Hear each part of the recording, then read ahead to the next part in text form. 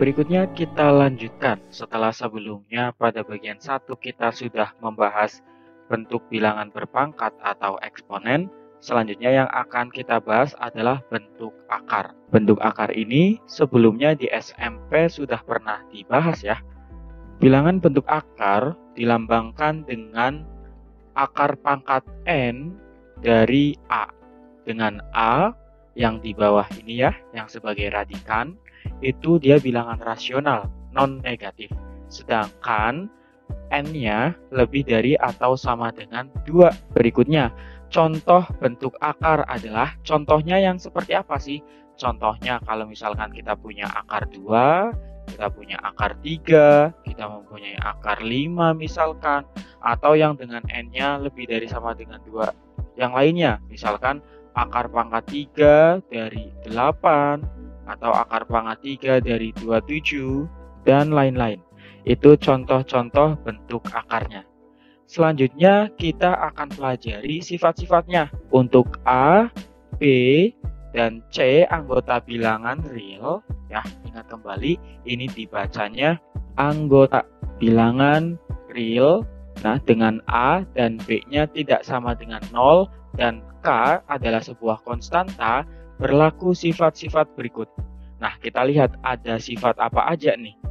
Yang pertama, kalau misalkan kita punya A dikalikan dengan B akar C, itu nilainya sama aja. A kali B dikali akar dari C. Di sini kita tanda perkaliannya pakai titik ya. Kita gunakan berupa titik tanda perkaliannya. Nah, contohnya seperti apa?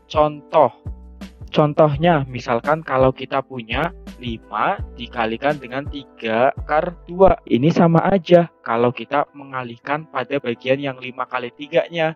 Berarti sama aja dengan 5 kali 3, hasilnya 15 akar 2. Oke, contoh penggunaannya. Berikutnya, sifat yang kedua ada sifat apa nih?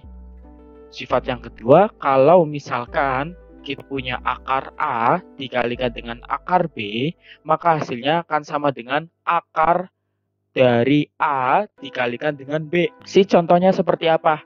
Contohnya nih, kalau misalkan kita di sini punya akar dari 3 dikalikan akar dari 2, maka nilainya akan sama dengan, akarnya kita bikin panjang, akar dari 3 dikalikan dengan 2. Tahu sama dengan akar dari 3-nya bisa kita operasikan di dalam tanda akar.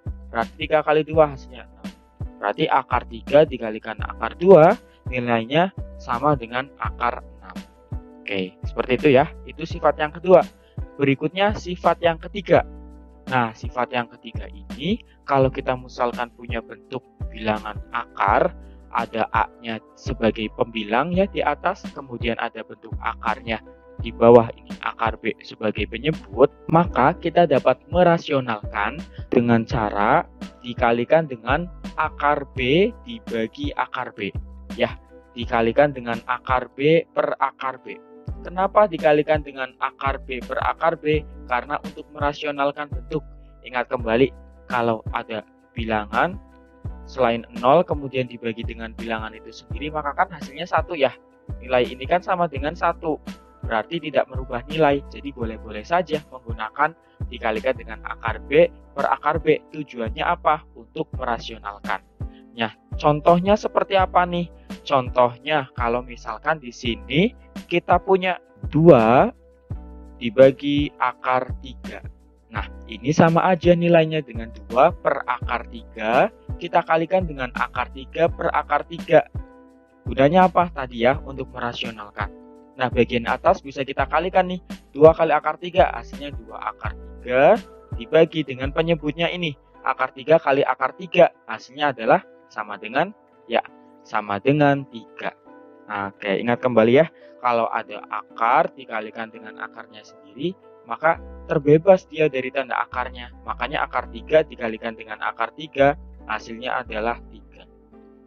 Oke, berarti bentuknya bisa seperti ini ya. Atau juga bisa seperti ini, 2 per 3 akar 3. Nah, kalau dalam bentuk yang ini, yang saya checklist, kemudian yang di sebelah kanannya ini yang saya checklist kemudian, nilainya sama saja. Ya, berikutnya sifat yang keempat. Nah, untuk sifat yang keempat ini pembaginya dengan penyebutnya itu ya, pada bagian penyebutnya itu ada bilangan yang harus kita rasionalkan dulu. Kalau sebelumnya akar B, kalau sekarang itu K dibagi A plus akar B. Maka untuk merasionalkannya tinggal kita kalikan dengan akar sekawan ya. Kita kalikan dengan akar sekawan. Bagaimana caranya? Nah, contohnya nih kita misalkan punya soal. Nah, contoh-contoh yang atasnya kita hapus dulu. Contohnya nih untuk yang pada bagian yang keempat, misalkan kita punya bilangannya itu ada 2 per 3 ditambah akar 5 ya. Gimana cara merasionalkannya? Kita buat sama dengan 2 per 3 plus akar 5 dikalikan dengan akar sekawannya.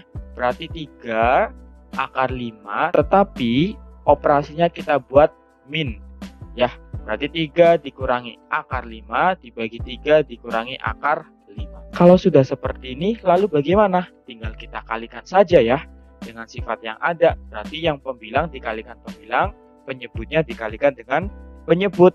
Nah, bagaimana ini hasilnya? Berarti 2 dikalikan dengan 3 dikurangi akar 5 per di bawahnya kita gunakan bentuk selisih kuadrat ya. Bentuk selisih kuadrat. Berarti 3-nya kita kuadratkan dikurangi dengan akar 5 yang kita kuadratkan. Nah, sehingga bentuknya berubah menjadi 2 kalikan 3 hasilnya 6, kemudian 2 kalikan dengan ini dikurangi 2 kali akar 5 hasilnya 2 akar 5, sedangkan yang pada bagian bawahnya 3 dikuadratkan hasilnya 9 dikurangi akar 5 dikuadratkan hasilnya 5. Sehingga bisa kita sederhanakan 6 dikurangi 2 akar 5. 9 kurangi 5. Memang prosesnya terlihat agak panjang, tetapi kalau sudah terbiasa nanti akan cepat mengerjakannya. Bisa karena terbiasa seperti itu ya. Kita lanjutkan untuk sifat yang kelima. Nah, sifat yang kelima ini seperti halnya tadi sifat yang keempat, hanya saja pada sifat yang kelima ini ya penyebutnya dua-duanya itu akarnya, ada akar A ditambah akar B. Nah, caranya seperti yang waktu awal tadi, caranya bisa kita rasionalkan ya. Dengan cara apa merasionalkannya? Dengan cara dikalikan dengan akar sekawannya. Nah, berarti misalkan nih kita punya contohnya nih, misalkan kita punya 1 per akar 2 ditambah akar 3 sama dengan, kita tuliskan lagi bentuknya, 1 per akar 2 ditambah akar 3. Nah, dikalikan dengan akar sekawannya, berarti tanda operasionalnya yang tadinya penjumlahan tinggal kita ubah dengan pengurangan. Akar 2 dikurangi akar 3, kemudian akar 2 dibagi akar 2 dikurangi akar 3. Nah, seperti ini. Berikutnya tinggal kita operasikan aja deh. Berarti yang di atas, yang pembilangnya kita kalikan, kemudian yang penyebutnya juga kita kalikan ya. Nah, berarti ini bagian pembilangnya 1 dikalikan dengan akar 2 dikurangi akar 3. Ya udah, hasilnya akar 2 dikurangi akar 3. Ya kan ya? Pada bagian yang bawahnya ini, kita lihat bahwa ini menggunakan selisih bentuk kuadrat. Nah, seperti halnya yang pada contoh yang 4 sebelumnya. Nah, barangkali lupa, kita tuliskan nih kalau misalkan kita punya A ditambah B, kemudian dikalikan dengan A dikurangi B, itu hasilnya akan A kuadrat dikurangi dengan B kuadrat. Berarti ini akar 2, berarti ini akar 2 ditambah akar 3 dikalikan dengan akar 2 dikurangi akar 3, berarti hasilnya akar 2 yang sudah dikuadratkan dikurangi akar 3 yang dikuadratkan. Berarti hasilnya 2 dikurangi dengan 3. Itu ya, hasil ketika dia sudah dikuadratkan. Oke, sama dengan akar 2 dikurangi akar 3 per 2 dikurangi 3.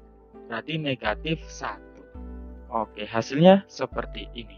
Ya, berikutnya ada nih contoh soal bentuk akar sembari untuk mengingat materi pas waktu SMP.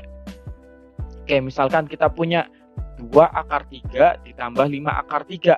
Karena bentuk akarnya sudah sama-sama akar 3, tinggal kita jumlahkan yang bagian bilangan bulatnya saja. Berarti 2 ditambah 5 ya. 2 ditambah 5 hasilnya 7. Berarti 7 akar 3. Mudah ya. Berikutnya, kalau misalkan kita punya 5 akar 7 dikurangi 8 akar 7 ditambah akar 7. Ya sudah, kita kerjakannya perlahan nih. 5 akar 7 dikurangi 8 akar 7. Maka hasilnya adalah, perhatikan pada bagian 5 dikurangi 8-nya ya. Hasilnya negatif 3 akar 7. Kemudian kita tambahkan dengan akar 7. Ini kan berarti 1 akar 7 ya. Berarti negatif 3 dengan 1 akar 7. Negatif 3 akar 7 dengan 1 akar 7. Kita fokus pada negatif 3-nya dengan 1-nya. Berarti negatif 3 ditambah 1 hasilnya negatif 2. Berikutnya kita ikuti dengan akar 7. Oke. Selanjutnya yang nomor 3. Kalau kita punya sekarang akarnya beda nih. Kalau ketemu akarnya beda, maka harus kita buat akarnya biar sama dulu. Ya, berarti ini kan bisa ya. Kita faktorkan pada bagian radikan 12-nya. Berarti kita bisa buat 3 kali 4 ya. Berarti 3 dikalikan dengan akar 3 kali 4 ditambahkan 9 kali akar 3. Begini ya. Pada bagian akar 4 ini bisa kita cari akar pangkat 2 dari 4-nya. Nah, berarti kan ini nilainya yang akar 4 ini sudah bisa menjadi 2 ya. Menjadi 2. Nah, sedangkan yang 3-nya kita tetap tuliskan 3 kali 2 hasil dari akar pangkat 2 dari 4, kemudian dikalikan akar 3 ditambah 9 kali 3. Setelah seperti ini, kita kalikan nih bagian 3 kali 2-nya ini. Bisa kita selesaikan, berarti 6 akar 3 ditambah 9 akar 3. Hasilnya adalah 15 akar 3. Oke, perhatikan baik-baik. Berikutnya yang soal nomor 4. Nah, kalau bagaimana? Nah, kalau seperti ini bagaimana? Ada akarnya yang berbeda, ini akar 18. Kita lihat lagi. Nah, bisa nggak kita faktorkan 18? Oke, kita pilih 2 dengan 9 ya.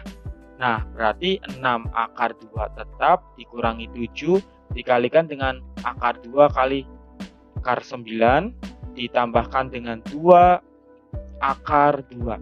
Nah, pada bagian ini, angka 9-nya, radikan 9 ini bisa kita cari akar pangkat 2-nya ya.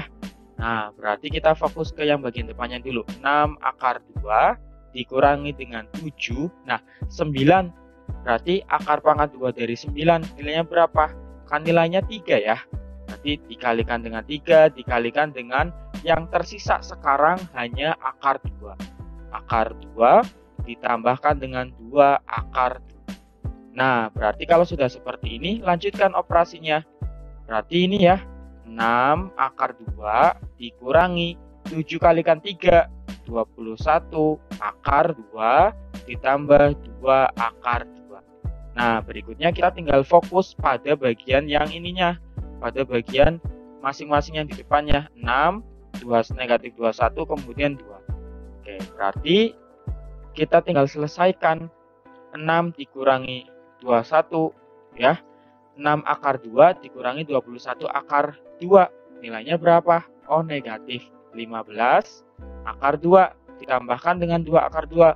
Oh, sekarang nilainya menjadi negatif 13 akar 2. Dan yang terakhir, yang kelima. Oke, sekarang akarnya ini beda-beda semua ya kelihatannya ya. Tapi coba kita telisik masing-masing. Coba kita telisik masing-masing.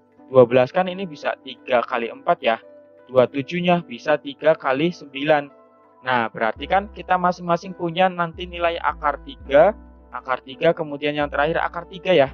Dengan begitu, bisa kita tuliskan masing-masing sekarang negatif.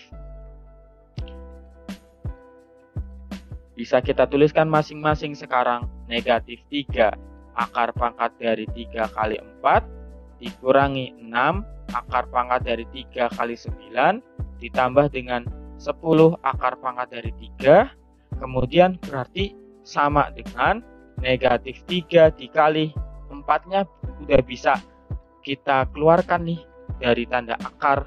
Berarti sekarang akar pangkat 2 dari 4 kan 2 ya.